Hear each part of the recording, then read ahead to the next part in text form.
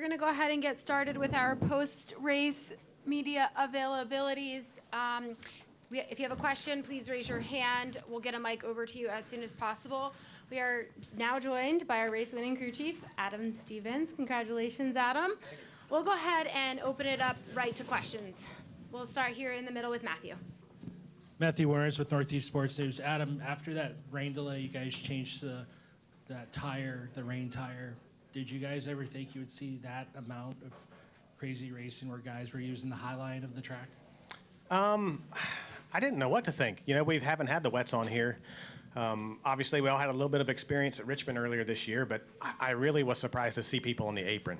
That shocked me. But it seemed like everybody could find a line that worked for whatever balance they had. And there were different points in time during the run as certain groups started to dry out that it really moved around. And I think that played into Bell's favor. He's just so good at moving around and finding speed, making speed, finding the grip. But the added component of having to keep those tires cool was interesting. Not something we've quite seen yet. We'll come down here to Terrell. Terrell Covey with Portsmouth Herald. So there was a time not long ago this race would have just been called when the rain came like that. You know, what does it say about NASCAR's willingness to try some different things, and especially the product after that rain delay that was out there? You know, the fact that they're willing to try some things like this and give you guys a chance to race it out. Yeah, you know, I was probably the biggest skeptic when they said they wanted to run wets at the ovals. I thought they were crazy, and they proved me wrong for sure. They did a really good job of coming up with a plan methodically of how wet was too wet, and we tried all those gizmos with the wipers and the blinking lights and the mud flaps that didn't do anything. And they figured out once they got the water off the racetrack that you could run in it, you know, and that was probably the best way to dry the track too. So those are all boxes I never thought we would have checked from the way that whole project started out. But kudos to them for being visionaries in that regard, and Mr. France for pushing the limits. I don't think there was probably a lot of support for that, but as we've narrowed in on what works, it's pretty clear today that it worked. Christopher, have any input after yesterday?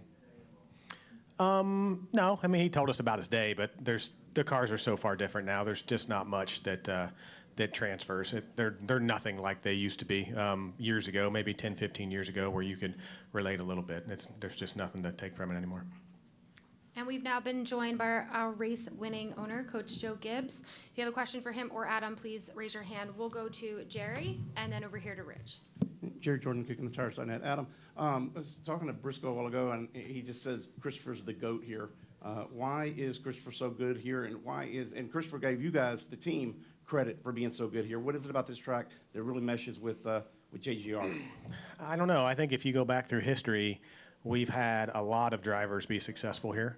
And I think that there's a bit of a snowball effect where the feedback's better, the setups get better, and then in turn, the feedback gets even sharper, and you're working on smaller and smaller things. And then, you know, the crew chiefs get a little smarter, the engineers get a little smarter. It's just a huge snowball rolling downhill. Now, all that being said, it had nothing to do with racing in the rain here today. You know, we didn't prepare for that. As far as a base setup, you know, obviously we got to make adjustments, but we didn't put springs and bars and shocks on this thing thinking we were going to finish up in the rain. So, you know, to Christopher's side, I would love to hear his response to this question, but like I said, this track is just it's got so much character.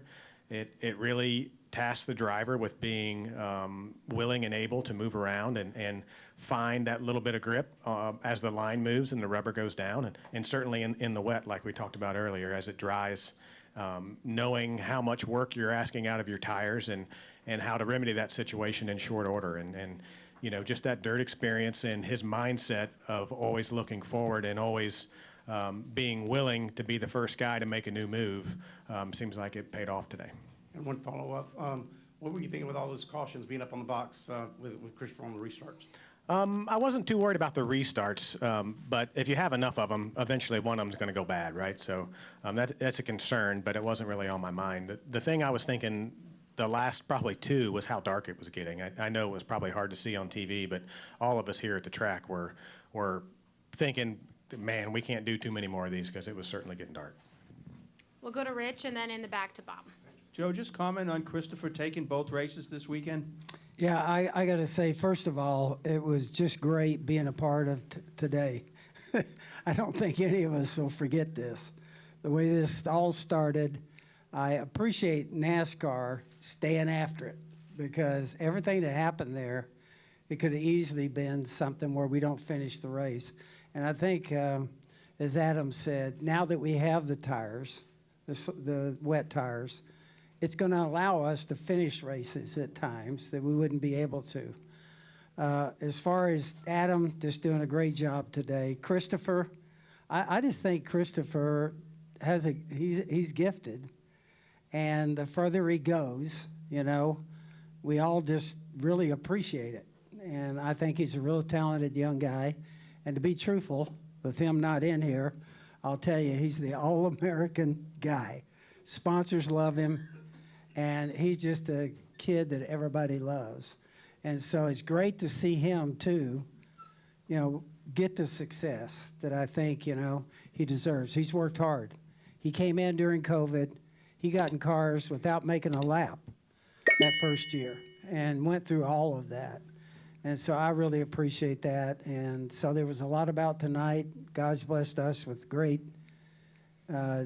people back at the race shop. I wish they were here to kind of celebrate with us. And our sponsors, in particular Toyota. Just a huge deal for us. For them, Reem and JR, everybody there, Tony Merritt, Don, everybody at Stanley Black & Decker. This means so much to us when you can call them from the winner's circle. And to give you an example, Reem had about 3 hospitality suites, and they may have had 150 people here. And what that means when they go back and to be able to talk about tonight is just a huge deal. It's a big part of our sport. Our sport's different than other sports. You got to have a great sponsor, and they're more than sponsors, they're partners. And so it's a thrill for us when we get to celebrate a night like tonight. We'll go to Bob and then over to Dan. Bob Pockers, Fox Sports. For both of you, did you expect NASCAR to go back to racing at all during the storm, while it was storming? And is there anything you would suggest as far as how they would do things procedurally going forward with these tires? Yeah, I'll take that one, Coach. I honestly did think we'd go back. Looking at the radar, it was a pretty hard line on the backside of the storm. I think everybody had a pretty fair estimate of when it was going to stop, and the lightning be clear as well as the rain, and there was still plenty of daylight left. So I think they got that right, and they didn't really communicate anything until it was about done. But I think they had that in mind, and I think we were all in agreement there. But as far as what they could do differently, no, I mean, I think the more that we go through this, the pitfalls that we can avoid, you know, we've pretty much either stepped in them or avoided them already. So one big thing I think was the non-competitive pit stops, just to keep the pit crews out of danger. You know, they didn't have time to dry pit road. It was very, very wet, and not only is that a slip and fall hazard, but you could have a pit crew guy on the ground on the right side of the car, and then the car slipping and sliding, trying to beat each other out of their boxes, and it could get really, really messy in a hurry. So I think in this situation, that was absolutely the right call as well. I think NASCAR made a lot of big decisions there, and I think they were on the right side. I really do. I think the way they handled everything, including those pit stops that were non-competitive. And I just wanted to follow up with Coach. Does this make up for what Christopher Bell did earlier in the week? Somebody asked me that in the winter certain. I said, Christopher Bell can do anything he wants. Believe me. Are there any last questions for these two? We'll take Matthew, and then we will wrap with Tara. Matthew Warnes with Northeast Sports News. Coach, I know how you talk about this weekend is special. Another special moment for you guys is watching Justin Bonsignor make his Xfinity Series debut. What does that say as a whole to see the modified community, see another one of their own make a big start like that? I thought that was a great effort. I think it says a lot about that series and modified and what they could do over here. And so maybe that's going to lead to other, young guys stepping over. but certainly it was impressive. That was an impressive run. And it didn't turn out the way really he deserved. And so I thought it was a big deal. And it says a lot about that series. We'll take a final question from Terrell. So, Coach, you've won Super Bowls, you've won NASCAR championships. You know what it takes to make a champion. What do you see in Christopher Bell that could potentially make him a champion this season? I think Christopher, first of all, is really sacrificed on his way up. You know, he's raced a lot in dirt and everything, but I think he says to you, when I first met him, he said, Coach, this is all I can do. I have to be successful in racing. And I do remember that first year, Adam was a part of that. And he would get out of the car, you know, and it was more of, I can do this, you know. And then by the second year, he was a little more aggressive. And then by the third year, he was pointing his finger at me and said, you're keeping me. I knew he was on board then. And so I think he's gaining confidence as he goes. It's great to see a young guy like that really and truly deserves it. And so it's a thrill for us to be a part of it. And I joked with people, I said, we can ride him for 20 years. All right, Coach, Adam, thank you for your time and congratulations. Thank you.